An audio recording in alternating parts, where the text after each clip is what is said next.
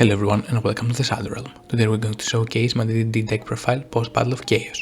This is going to be a pure build, meaning that it focuses more on the archetypical cards of the deck. But before we start, friendly reminder to like the video and subscribe to the channel for more videos like this. And without further ado, let's dive right into the deck profile. We're going to start things off with Triple D Divine King Zero Rage. In the time of recording, this card is not available in the European region, but with the release of Battle of Chaos, we will definitely get our hands on this card. It's an amazing scale, and as a monster, it allows you to play through monster effects, spell or trap cards, or finish the game by attacking directly. Now moving on, we're playing triple copies of Triple D Oblivion King Abyss Ragnarok. This is going to be one of your scales most of the time, and you can actually use it as an extender if you don't have to activate the effect of Gilgamesh or if its effect got negated. Also, when this card is normal special summon, it allows you to revive back a Triple D monster from the graveyard, so you can easily go into X's place. We're also playing a single copy of DD Berfomet and one copy of DD Savant Thomas. Berfomet is really essential in this version of the deck because it allows you to go easily into rank 6s, meaning that you can access High King Caesar easily before your 5th summon. And Thomas is an amazing scale because it allows you to get back the resources into the hand and also can special summon level 8 from the deck. We're also playing a single copy of DD Orthros because it allows us to pop problematic spell and traps our opponent controls, while it's also pretty essential in the combos because we use it to pop itself and another monster we control to use its effect in graveyard. We're also playing triple copies of DD Gryphon because this is the best extender that the deck has. It allows us to special summon itself when we have a DD monster on the field. When it's pendulum summoned, you can send a DD card to the graveyard to draw a card, and when special summoned from the grave, we can search a card. We of course playing triple copies of DD Swirl Slime because it allows us to fusion summon from the hand, especially if we have DD Gryphon in our hand. In conjunction with almost any other DD monster, we can go full combo. We can't play less than 3 copies. And moving on to the starters of the deck, we're playing triple copies of DD Savant Kepler. When this card is normal or special summoned, it allows us to search for any dark contracts from the deck, and in conjunction with DD Gryphon, it's the full combo of the deck. It's also a high scale that may come up in some scenarios.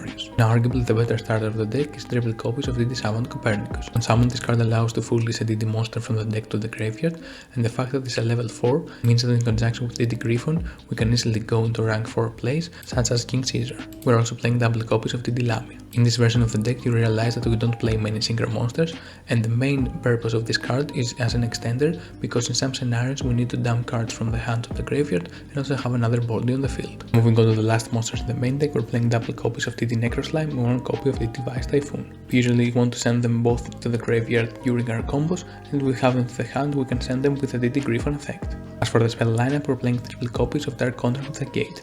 Since the release of the new support, having Dark Contracts face up on the field, because the new Xyz monster requires to destroy face up Dark Contracts on the field in order to activate his effect without requiring to detach any additional materials. We're also playing a single copy of Dark Contract with Swamp King because we always want to have access to a fusion spell without requiring the Necro Slime effect. We're also playing a single copy of the new field spell because when sent to the graveyard we can retrieve one monster from the extra deck and then also lock your opponent from using any special summon mechanic depending on the type of monster you have on the field. Moving on to the power 1-offs, I'm playing a single copy of 1-for-1 and one copy of Call by the Grave. 1-for-1 is essentially another copy of Kepler, Lamia or Necro Slime depending on what extender that we need. And Call by the Grave is a Saki 1-off that everyone should play. As for consistency cards in the deck, we're playing triple copies of Allure of Darkness. With most of the hands we always need 2 monsters to combo off, so this card is essentially a +1. And since all the monsters in the deck are dark, you almost never have any drawback with this card. Moving on to the traps, we're playing a single copy of Triple D Headhunt. This is essentially a snatch steal for the deck, and if you steal a monster special summon from the extra deck, it becomes a Triple D monster. You can easily search this card with DD Gryphon and overlay for Triple D Machina. And to complete the deck, we're playing triple copies of Infinity Permanence and triple copies of Effect Failure. The pure version of the deck has more room to include hand traps in the deck, and if you want to change consistency for some more disruptions, you can choose to replace Allure with more hand traps. Let's move on to the extra deck. We're playing triple copies of Triple D Abyss King Gilgamesh. In the pure version of the deck, this card really shines because it allows you to set 2 scales directly from the deck, and in order to combo off, we might need to go into multiple of these in one turn. As for the synchro monsters of the deck, we're playing a single copy of Siegfried because it allows us to easily have an interruption on the field. Moving on to the synchro 10s, we're playing a single copy of Baron the Flare and one copy of Triple D Super Doom King Bright Armageddon. While we have him on the field, your opponent cannot target monsters you control with card effects. As for the fusion lineup, we're playing double copies of Triple D Flame King Genghis because they're essential for the Xyz plays and the revival from the graveyard, and one copy of the High Flame King Genghis. If you special summon this card early on the combo, it allows you to play through Infinity Permanence during your own turn. Now moving on to the Xyz lineup, we're playing a single copy of Triple D Wave King Caesar and one copy of Triple D Marksman King Gitel. When Caesar is sent to the graveyard, we can search for any dark contract that we need, and when Marksman King Tell is sent to the graveyard, we can foolish for any dark contract or DD card that we need. Keep in mind that only the effect of Caesar is once per turn. We're also playing a copy of Triple D Wave King High Caesar because it allows us to negate the summon of Nibiru and negate cards like Fusion Destiny and Branded Fusion, and fetches a dark contract when sent to the graveyard. Another card that many people don't expect in this deck is one copy of Triple D Doom King Dark Armageddon. While he's face up on the field, your opponent cannot destroy pendulum monster you control with card effects, so in conjunction with Bright Armageddon, it makes your monsters indestructible and untargetable. If you don't like Dark Armageddon and you play against many back row decks, you can choose to play Kali Yuga, or you can choose to play Zeus instead. These and Bright Armageddon are flag spots in the deck, and you can replace it with any card that you want. Now moving on to the last card in the extra deck, we're playing double copies of Triple D Amnesty King Doom Machina. It's an extremely powerful card that allows us to absorb our opponent monsters. We can usually use this effect 2 to 3 times per turn. Now let's move on to the side deck. We're playing triple copies of Dark Allure No More.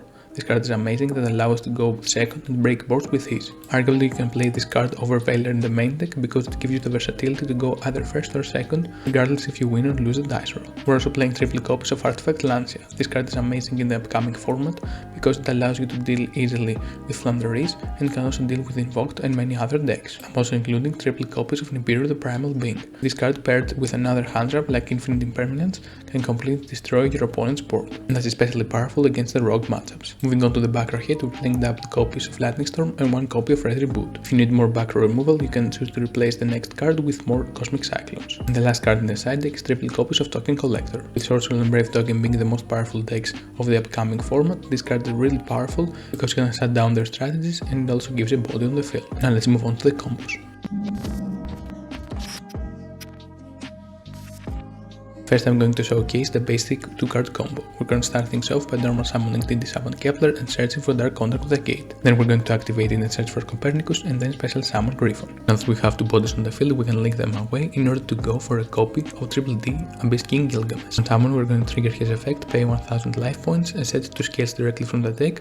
One is going to be Ragnarok and the second one is going to be Orthros. Now we can pendulum summon we can pendulum summon Copernicus and then Gryphon. If we have a card, we can chain block the effects. Copernicus is going to send Necro Slime to the graveyard, and then we're going to overlay for a copy of Caesar. Then we can special summon King Tell and detach the material in order to burn our opponent for 1000 life points. Now we need to send Tell to the graveyard, we're going to activate the effect of Orthros to destroy it and King Tell, and then we can trigger the effect of Tell in order to foolish for a copy of Bandit's Dark Contract. This way when the field spell is sent to the graveyard, we can get back one monster from the extra deck, we're going to get back Orthros. Now we have all the materials that we need to the graveyard, we're going to banish one copy of Necro Slime, one copy of Copernicus in order to fusion summon for the first copy of Fire King Genghis. Keep in mind that if you have any amount of extenders, you can easily play past hand traps. Now when Genghis is special summoned to the field, we can trigger the effect of Ragnarok, pay 1000 life points and special summon Gryphon from the graveyard, and then trigger the effect of Orthros in order to special summon itself to the field. Also DD Gryphon searches for DD Handhand. And when Orthros special summoned, it's going to trigger the effect of Genghis to revive back from the graveyard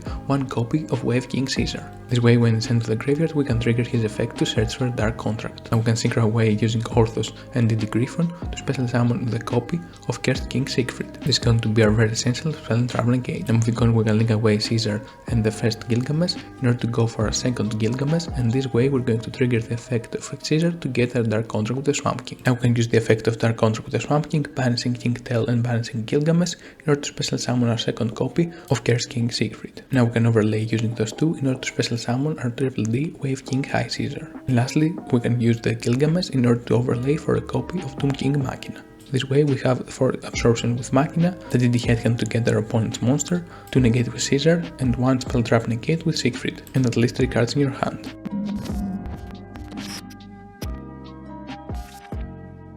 Now moving on, I'm going to showcase a 3-card combo that's going to play around Nibiru. We're going to start things off by fusion summoning DD Gryphon and Swirl Slime for a copy of Flame King Genghis. Then we can proceed to banish Swirl Slime in order to special summon the Kepler from our hand. When Kepler is special summoned, we can search for a Dark Contract, and then we can chain block with the effect of Genghis. We're going to search the Dark Contract with a gate and then activate the effect of Genghis to revive back the DD Gryphon. On summon, Gryphon is going to activate its effect to search for a DD card. In this instance, we're going to search for a copy of DD Berfomet. And then we can use gate in order to search for a Copernicus. Now we can normal summon the copy of DD Berfomet and activate the effect of DD Berfomet in order to manipulate the level of Kepler and make it a level 6. Now on the 5th summon we can special summon the High Caesar, and this way we are protected from Nibiru. Now we can proceed to link away the DD Gryphon and DD Berfomet for a copy of Gilgamesh. And on the summon of Gilgamesh, it's going to trigger his effect. We're going to pay 1000 life points, then we're going to set one copy of Orthros and one copy of Ragnarok. Now we're going to special summon one copy of Copernicus and one copy of the Gryphon from the hand, and then we can use the effect of Copernicus to send Typhon to the graveyard. Then we can proceed to overlay those two for a copy of Wave King Caesar.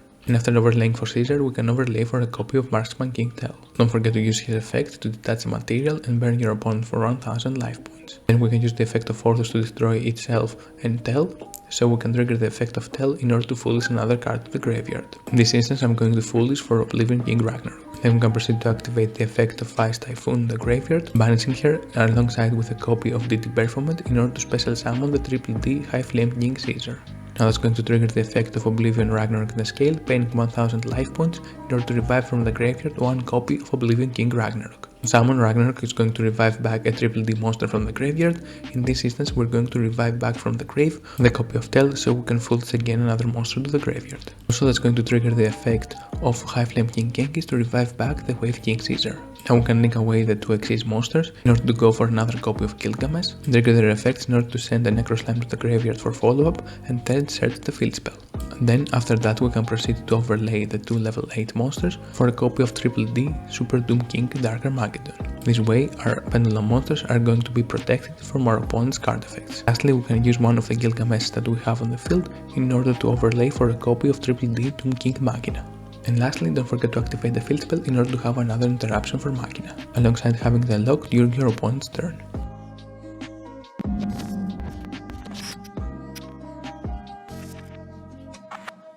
Now I'm going to showcase a 3-card combo where you can special summon both the Super Doom Kings that you have in the extra deck. We're going to start things off by normal summoning Kepler and search the Dark Contract to the gate. Then we're going to search for Swirl Slime and then activate its effect to pitch Gryphon in order to fusion summon for a copy of Flame King Genghis. Then we can banish Swirl Slime in order to special summon from the hand the copy of DD Savant Copernicus.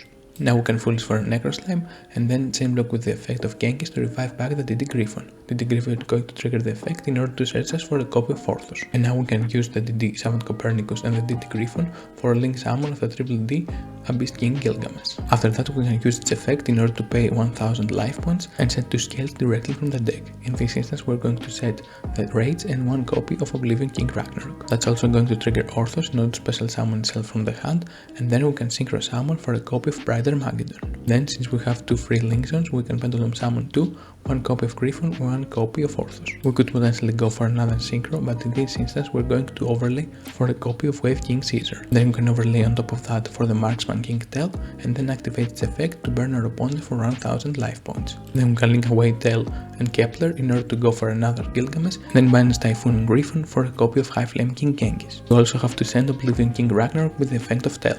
Then we're going to revive back the Marksman King Tell with the effect of Oblivion Ragnarok, and then we can go for a third Gilgamesh. And then we can overlay for the copy of Doom King Machina, and then trigger the effect of High Flame King Genghis in order to revive back the Oblivion Ragnarok, activate its effect on summon to revive back the small Genghis. Then we can overlay using the level 8s for a copy of Dark Armageddon, and then we can banish the copy of Necro Slime in the graveyard alongside a copy of Gilgamesh in order to summon our final copy of D Flame King Genghis. Then we can immediately overlay after that for a copy of High King Caesar. And that essentially wraps up the combo. Although it lacks Siegfried, this is a very difficult board for your opponent to deal with. And that wraps up today's deck profile. If you enjoyed the video, don't forget to leave a like and subscribe to the channel. Also check the links to support the channel directly. Until next time, stay safe, and I will see you all in the Shadow Realm.